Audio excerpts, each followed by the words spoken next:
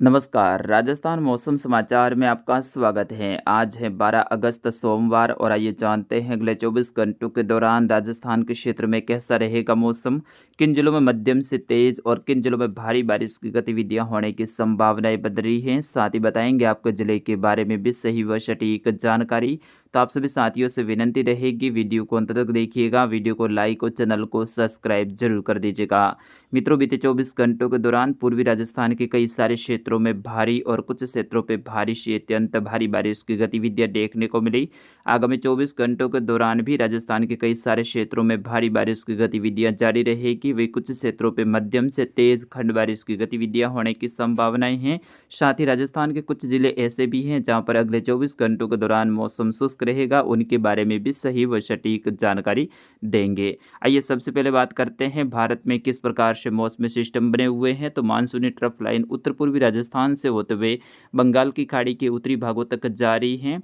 वही उत्तर प्रदेश के पूर्वी भागों के आसपास में एक कमज़ोर सर्कुलेशन की गतिविधियां दर्ज की जा रही हैं, जबकि उत्तर प्रदेश के जो पश्चिमी क्षेत्र हैं और इससे जुड़े हुए राजस्थान के पूर्वी क्षेत्र हैं यानी भरतपुर संभाग के जो क्षेत्र हैं, इनके आसपास में एक मजबूत सिस्टम यानी सर्कुलेशन बना हुआ है, जिसके कारण से अगले 24 से लेकर 48 और 72 घंटों के दौरान पूर्वी राजस्थान में भारी बारिश की गतिविधियां जारी रहेगी।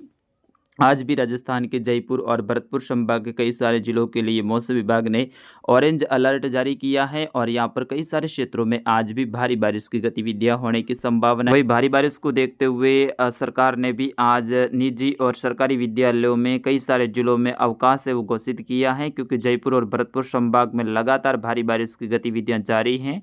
वही एक मजबूत सर्कुलेशन है वो पाकिस्तान के दक्षिण पूर्वी भाग और जैसलमेर के जो पश्चिमी क्षेत्र हैं इनके आसपास में बना हुआ है, जिसके कारण से अगले 24 घंटों के दौरान जैसलमेर और उत्तर पश्चिमी बाड़मेर के कुछ क्षेत्र हैं, उत्तर गुजरात से लेकर कुछ सांचौर जालौर के क्षेत्र हैं, यहाँ पर अरब सागरीय शाखा के निचले स्तरीय बादलों के साथ में कुछ रिमझिम बारिश की गतिविधियां होने की संभावनाएं हैं। वही एक मजबूत सिस्टम है वो 17 और 18 अगस्त के दौरान बनने की संभावना है, जिसके कारण से पश्चिमी राजस्थान के जोधपुर, पाली और बीकानेर संभाग के कई सारे क्षेत्रों में भारी बारिश की गतिविधियां होने की संभावना रहेगी।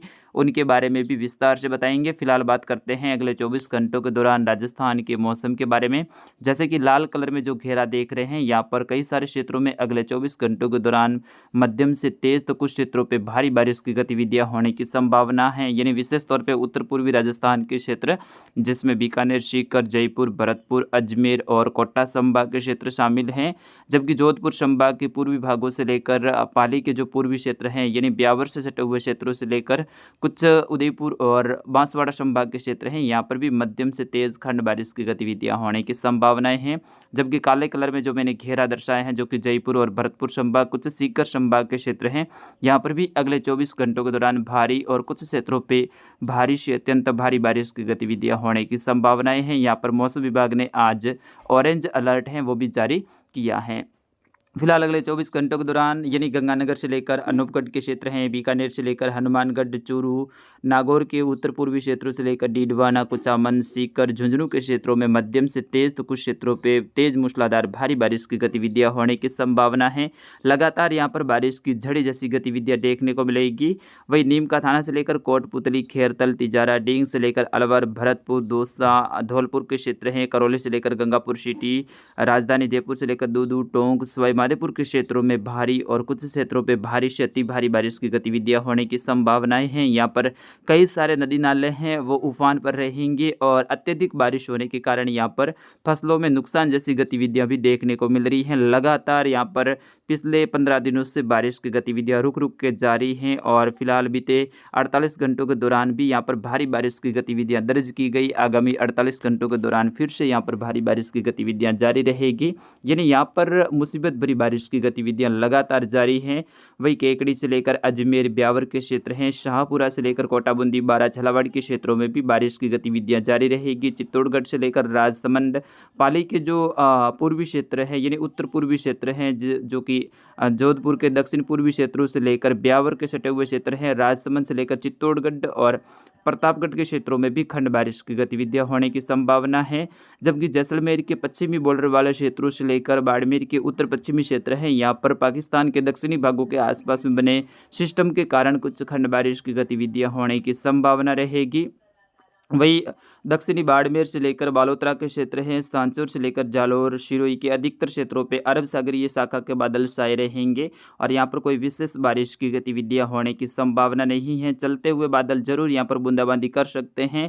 अगले 3-4 दिनों के दौरान जैसलमेर के भागों से लेकर बाड़मेर, बालोतरा, सांचौर, जालौर, सिरोही और पाली के अधिकतर भागों पे मौसम शुष्क रहने की संभावनाएं हैं। आगामी 17-18 अगस्त के आसपास में यहाँ पर मौसम में बदलाव देखने को मिलेगा और यहाँ पर भी 18-19 अगस्त के आसपास में भारी बारिश की गतिविधियां होने की संभावना है, क्योंकि एक बार फिर से जैसलमेर के उत्तर पश्चिमी क्षेत्रों के आसपास में मजबूत सिस्टम बनेगा और उस सिस्टम के कारण यहाँ पर इनफ्लो के रूप में बाड़मेर, जैसलमेर के दक्षिणी भागों से लेकर बालोतरा, सांचौर, जालौर, पाली, सिरोही के क्षेत्र, वही जोधपुर के पश्चिमी क्षेत्रों से लेकर फलौदी के क्षेत्र रहेंगे और यहाँ पर भारी बारिश की गतिविधियां उस दौरान दर्ज होने की संभावनाएं हैं। फिलहाल अगले 3-4 दिनों के दौरान अरब सागरीय शाखा से छुटपुट बारिश की गतिविधियां जारी रहेगी। ज़्यादातर क्षेत्रों पे मौसम शुष्क रहने की संभावना रहेगी। वही उदयपुर से लेकर राजसमंद के पश्चिमी क्षेत्र हैं, दक्षिणी भागों से लेकर यहाँ पर चित्तौड़गढ़ के जो पश्चिमी क्षेत्रों से लेकर सलोमगढ़, डूंगरपुर, बांसवाड़ा और प्रतापगढ़ के अधिकतर क्षेत्रों पे मौसम शुष्क रहेगा। बादलों की आवाजाही बनी रहेगी। चलते हुए बादल जरूर यहाँ पर हल्की बूंदाबांदी या बारिश की गतिविधियां कर सकते हैं। यहाँ पर अच्छी बारिश का इंतजार किसान भाई कर रहे हैं, क्योंकि काफ़ी दिन हो चुके हैं और ज़्यादातर जो फसलें हैं वो अब अच्छी बारिश के लिए यहाँ पर जो किसान भाई हैं वो इंतज़ार कर रहे हैं। अच्छी बारिश हो जाए तो यहाँ पर फसलों को जीवनदार जरूर मिलेगा और आगामी 2-3 दिनों के बाद में यहाँ पर बारिश की गतिविधियों में बढ़ोतरी होने की संभावनाएं हैं। यानी पूर्वी राजस्थान से अब पश्चिमी राजस्थान की ओर भी बारिश का बढ़ता हुआ दौर देखा जाएगा और कई सारे क्षेत्रों में मध्यम से तेज़ तो कुछ क्षेत्रों पर भारी बारिश की गतिविधियाँ आगामी 17, 18, 19, 20 और 21 अगस्त के दौरान होने की संभावनाएँ हैं। वही अरब सागर के दक्षिण और दक्षिण पूर्वी भाग, हिंद महासागर के उत्तरी भागों के आसपास में एक मजबूत सिस्टम आगामी दिनों में बनने की संभावनाएं हैं। यानी वो भी सिस्टम लगभग 19 से लेकर 25 अगस्त के आसपास में बनने की संभावनाएं हैं और वो सिस्टम काफ़ी मजबूत बनने की संभावनाएं हैं। सर्कुलेशन से फिर वेलमार्क लो प्रेशर सिस्टम, फिर उसके बाद में डिप्रेशन और डीप डिप्रेशन की कैटेगरी तक वो सिस्टम जाने की संभावनाएं हैं। और अगर अरब सागर में काफ़ी दिनों तक रहा, यानी 3-4 दिनों तक वो सिस्टम रहा, तो वो साइक्लोन यानी तूफान भी बन सकता है। तूफान की फिलहाल 20 से लेकर 25% ही संभावना है, लेकिन डिप्रेशन और डीप डिप्रेशन की लगभग 60% संभावनाएं बन रही हैं और वो उत्तर पूर्व दिशा की ओर आगे बढ़ने की उसकी संभावनाएं हैं। यानी शुरुआती दौर में वो उत्तर दिशा की ओर आगे बढ़ेगा, यानी केरल के आसपास से होकर गोवा और महाराष्ट्र के जो पश्चिमी तटीय क्षेत्र है यहाँ से होते हुए दक्षिणी गुजरात की ओर आगे बढ़ेगा और फिर गुजरात से या फिर महाराष्ट्र के जो उत्तरी भाग है यहाँ से भारत के क्षेत्रों में वो प्रवेश करेगा और फिर उसके बाद में उसके राजस्थान की ओर भी आगे बढ़ने की लगभग 50% संभावनाएं बन रही हैं। अभी उसमें काफ़ी समय पड़ा है, 10-12 दिनों का। तो मित्रों, जब भी वो सिस्टम बनने की और स्थितियां अनुकूल होगी तो उनके बारे में भी समय समय पर आपको वीडियो में बताते रहेंगे। फिलहाल इस अपडेट में बस इतना ही। मुझे अनुमति दीजिएगा। नमस्कार, जय हिंद, वंदे मातरम।